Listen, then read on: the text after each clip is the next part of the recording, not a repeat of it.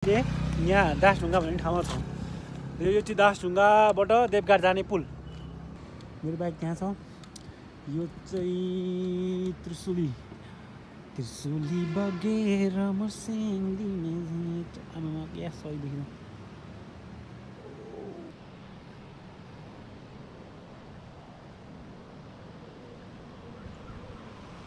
First time यो बाटो हिँड्दैछु। यो पुल कटेर यता चाहिँ आएको थिएन।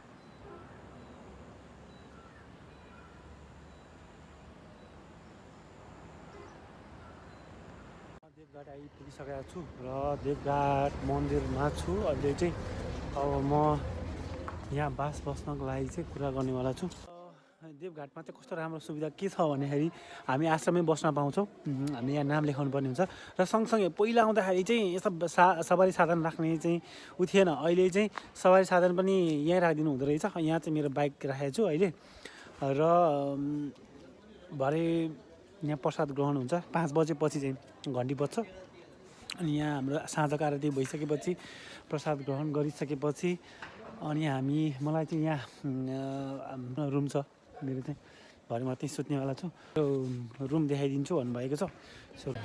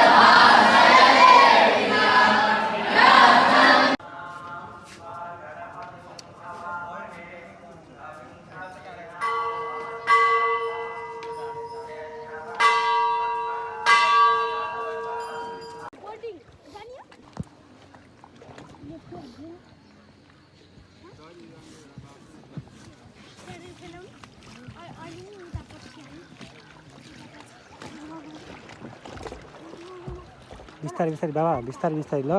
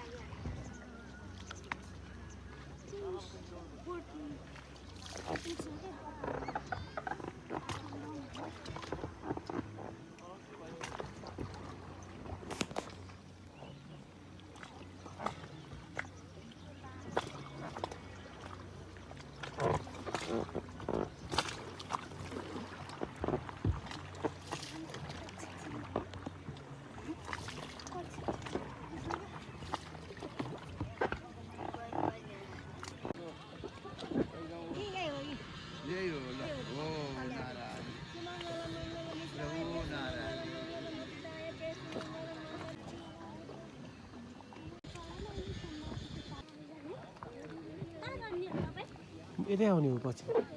हजुर